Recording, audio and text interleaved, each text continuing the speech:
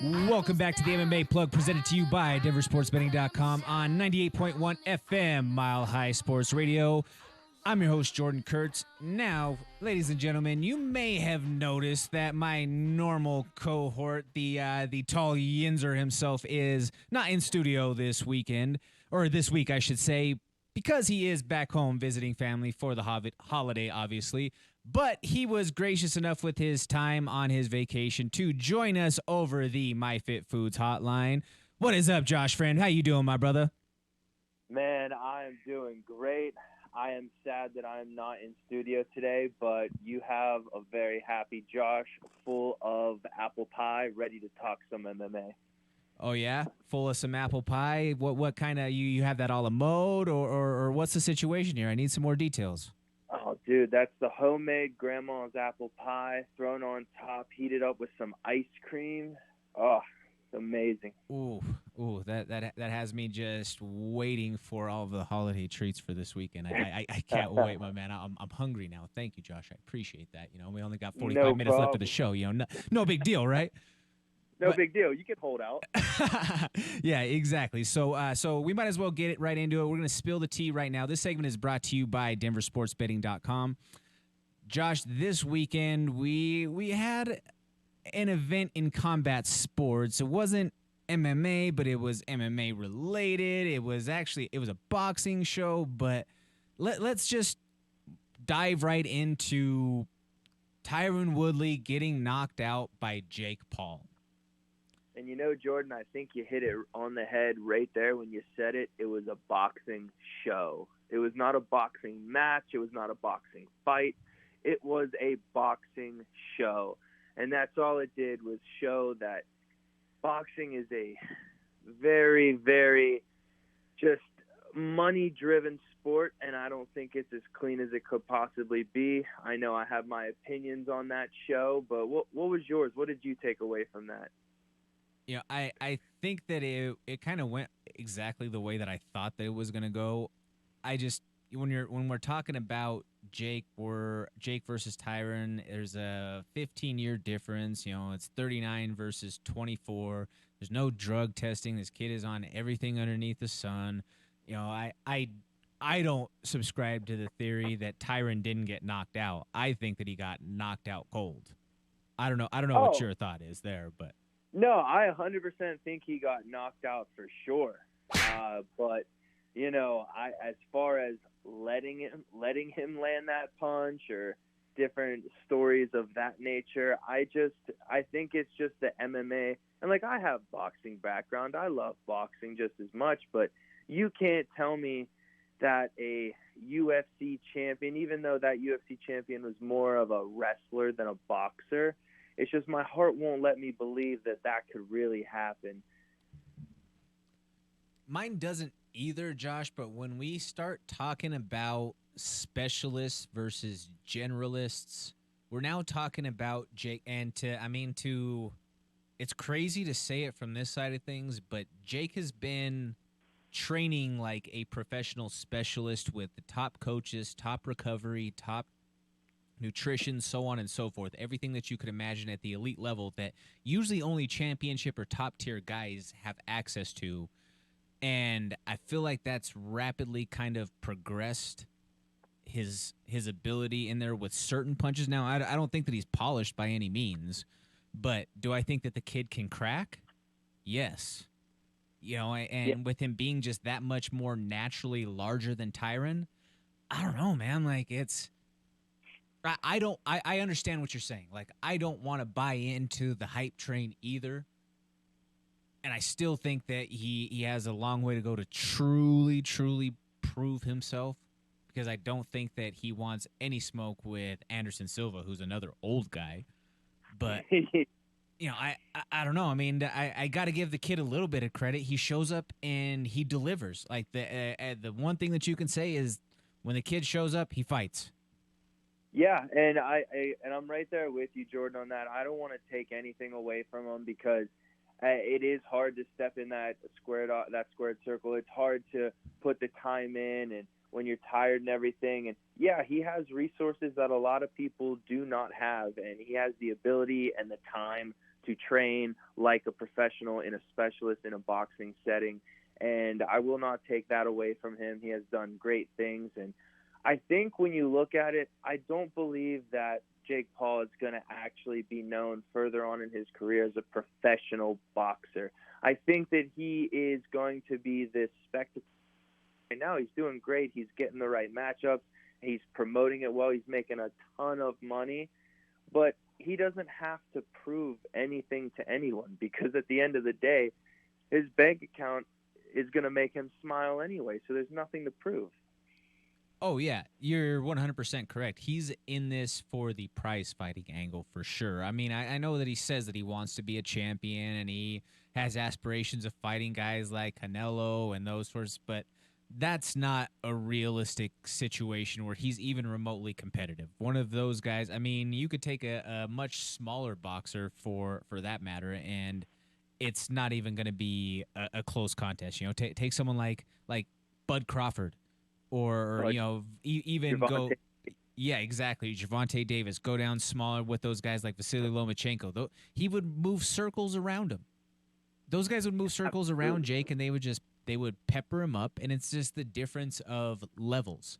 But as far as what Jake is able to do for the entertainment value or the bringing eyes to boxing, Josh, it is crazy to say this, but Jake Paul is the biggest needle mover in boxing right now. Oh, I mean, that doesn't shock me in any aspect, because of the following that this man has when it comes to YouTube, to Vine. I was even in a conversation the other day with people who don't even follow fighting or boxing, and they knew of Jake Paul from the Vine days, where they have been, his fan for a long time. And he puts butts in seats. He brings attention to the sport, which that's all fighters can honestly want. That's what McGregor did. Even though his antics weren't what a lot of real fighters would consider, antics from a fighter, he's bringing eyes to the sport. He's bringing attention. He's bringing money. And at the end of the day, that's a good thing, because it's going to move the sport up into the echelon of the NHL, the NFL, the MLB. It's going to be one of those higher organizations. Josh, he has done so well in terms of creating a buzz about himself that he has real fighters now calling him out and wanting him. Like real guys talking about creating deals to make this happen for real large sums of money. Yeah, buddy, when you're going to go out there and box for dollars instead of going out there and take a chance of really getting hurt in an MMA fight to make a bunch of money, probably 3 times what you're making in the UFC. Yeah, everybody is calling him out. It's just like when McGregor was hot. Everybody was calling him out. Yeah, and you kind of made the exact comparison that I was going to make without coming out directly and putting a staple on it, but he's followed that Connor mold really and truly, and it's in the way that he's handled it, as far as his talk and his media opportunities, and the way that he tries to play the mind games with his opponents and getting in their head in that regard. But also, he goes out there and he knocks people out. Granted, again, they're former retired NBA player, an MMA fighter who never boxed, who was known for his wrestling, an Olympian in Ben Askren, and then now 2 times in Tyron. And Tyron was never a boxer. Tyron was a big overhand right guy, but he was never a boxer. Yeah, and he's followed it to a T. And the regular fans, the stands, they're not going to know who. All they're going to see is the muscled up version of Tyron Woodley holding a UFC belt, and they're not really going to understand his background. And they're going to assume that Paul is fighting a legit striker, and that's just what they're going to see. That's what they're being sold, and that's just all they want to believe. So that's understandable, and he's doing a great job with it. And now, with the rise of one in a situation like that, where you have a highlight reel worthy knockout, there's the decline or the agony side of the other opponent. And let's just talk a minute about the fall from grace of Tyron Woodley and some of the criticism that he's gotten, and then some of the ways that he's handled this loss. What do you think about him creating a social media contest for the best meme, or the best video, whatever, making fun of him and pretty much putting him on blast? Jake Paul's beating these guys so bad that they're making fun of themselves.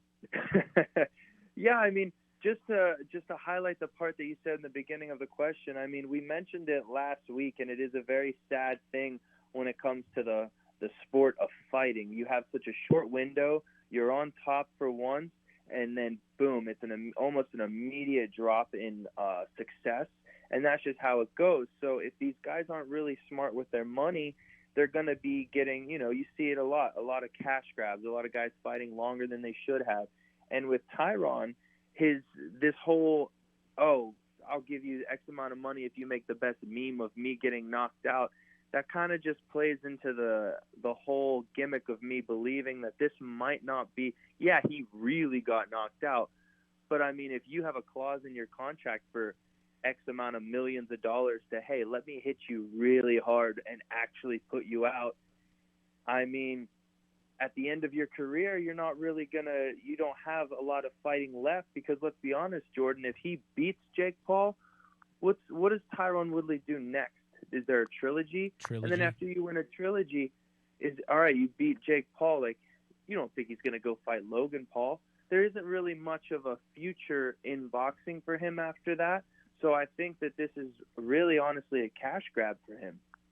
Oh, certainly. Well, and then he picked up an asset, and it was almost, it gave me like Michael Jordan vibes, or like the Last Dance vibes, when Jake Paul's sitting across the table and Ariel's right there with him, and Jake gives Tyron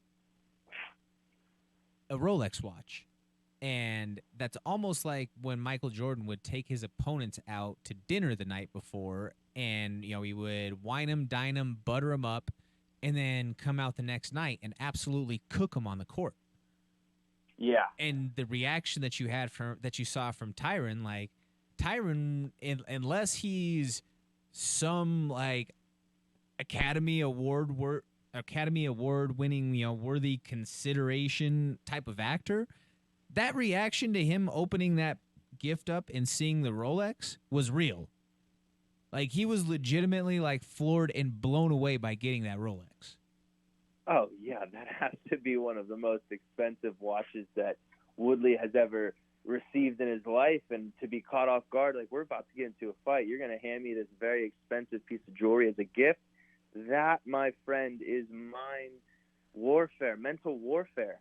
Yeah, and then even more so from, say, like from basketball, to where it's just competition in that way. But now in fighting, you just gave me this, you gave me this asset that's worth however X amount of dollars, and now I got to go punch you in the face. Tyron just sent real sweet on that, if you know what I mean. Yes. Oh yeah, big time. But hey, at the end of the day, we could sit here and talk about it, but hey, Woodley's bank account is sitting pretty right now. And Jake Paul's sitting pretty right now. So that they're doing what they set out to do. People are talking and they're paying.